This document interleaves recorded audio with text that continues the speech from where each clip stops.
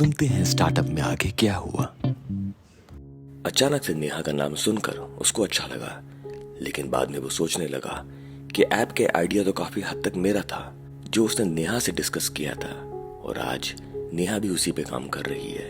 वो नहीं जानता था कि नेहा किस किस्म का प्रोटोटाइप बनाने वाली है, लेकिन नेहा के एप्स के प्लान वो देखना चाहता था। उस दिन वो काम नहीं कर पाया।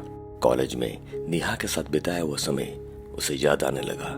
कई बार उसने फोन उठाकर नेहा का नंबर निकाला और सोचा उसे फोन करूं, लेकिन उसकी उंगली ग्रीन बटन दबाने से रह गई।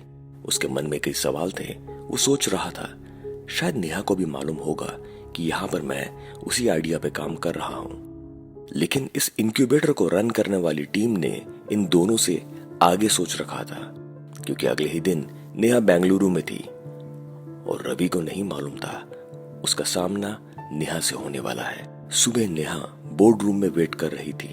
अचानक से रवि को देख के थोड़ी सी शॉक हो गई। रवि ने स्माइल करके उसका हाल चाल पूछा। ऑल्दो वो समझ गया था कि अचानक से नेहा बेंगलुरु में क्या कर रही है, लेकिन वो अनजान बना रहा। वो चाहता था कि टीम लीड अंकुर आके एक्सप्लेन करे तो बेहतर होगा, और वैसा ही हुआ। अंकुर ने आके एक्सप्लेन किया कि आप दोनों का ऐप का प्लान सिमिलर है और दोनों प्लान्स में काफी पोटेंशियल है, लेकिन हमें लगता है हमें इसमें से एक प्रोग्राम को बंद करना होगा जस्ट टू सेव कॉस्ट। अपनी बात को आगे बढ़ाते हुए उसने कहा, बेस्ट ये है कि आप दोनों एक साथ काम करें। रवि ने इस बात का बिल्कुल भी प्रोटेस्ट नहीं किया, लेकिन नेहा इस बात से सहमत नहीं थी। वो जानना चाहती थी कि रवि के आइडियाज और उसके आइडियाज कैसे मिलते हैं। वो अभी भी कोशिश कर रही थी कि किसी तरह से इस सिचुएशन को मैनेज किया जाए ताकि उसे एक इंडिपेंडेंट रोल में ही काम करना पड़े। थोड़ी देर ये बहस चलती रही, फिर उसके बाद अंकुर ने साफ कर दिया, इन दोनों प्रोजेक्ट्स को सेपरेट फंडिंग नहीं दे सकते। या तो आप दोनों एक साथ काम करने आ जाएं या फिर कुछ अलग कॉन्सेप्ट को री इंट्रोड्यूस करें। ये मैटर सीरियस था। रवि को लगता था ये आइडिया उसका है।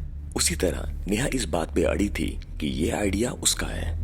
उसका मानना था रवि ने उससे पूछे बिना ये आइडिया यहाँ पर प्रपोज कर दिया, लेकिन असल में ये आइडिया इन दोनों का ही था।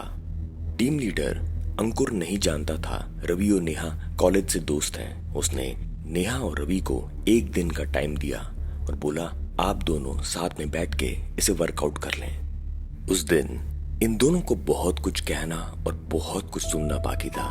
3 साल हो गए थे कॉलेज छोड़े। इनफैक्ट इस रिलेशनशिप के खत्म होने पर कोई प्रॉपर गुड बाय भी नहीं किया गया था।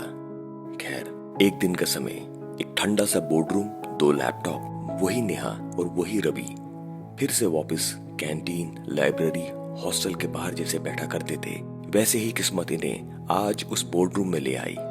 नेहा ने रवि को सीधा बोल दिया कि आइडिया मेरा था, मैंने तुमसे डिस्कस किया था कॉलेज में, मैंने कभी नहीं सोचा था कि तुम इसे चुरा के ले आओगे। इसी बात पे रवि ने अपनी सफाई देते हुए कहा कि ऐप का आइडिया मेरा था, बहुत सारे टेक्निकल इनपुट्स मेरे थे, शायद ये सारी चीजें तुमने कॉपी करी हैं। काफी देर तक चलती ये बहस पर्सनल हो गई।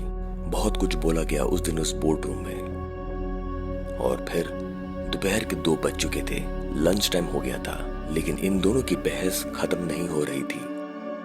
लंच टाइम पर अंकुर उनको फिर से मिला और उसने कहा, मुझे उम्मीद है आप दोनों इस मैटर को क्लोज कर देंगे शाम 5 बजे तक। दोनों चुपचाप बोर्ड रूम में आके बैठ गए और फिर फाइनली डिसाइड किया गया कि अब इस बहस का कोई फायदा नहीं है। हम दोनों को चाहिए कि ये ऐप बने, नहीं तो ये सिर्फ एक सपना रह जाएगा। और अपने काम को आगे बढ़ाने के लिए इन दोनों ने शाम को अंकुर को बोल दिया कि हम दोनों इस पर काम करना शुरू कर सकते हैं। टीम लीडर के तौर पे अंकुर बहुत खुश था, लेकिन भारी मन से इन दोनों ने अगले दिन इस पे काम शुरू किया। यहाँ पर फिर से शुरू हो गई इन दोनों की एक नई स्टोरी, क्योंकि वो फिर से मिलने लगे, फिर से चीजों पे काम करने लगे। जो दूरियां पिछले 3 साल में आ चुकी थी वो खत्म होने की ओर थी। स्टार्टअप में आगे क्या हुआ जानने के लिए सुनते रहें टाइनी कास्ट।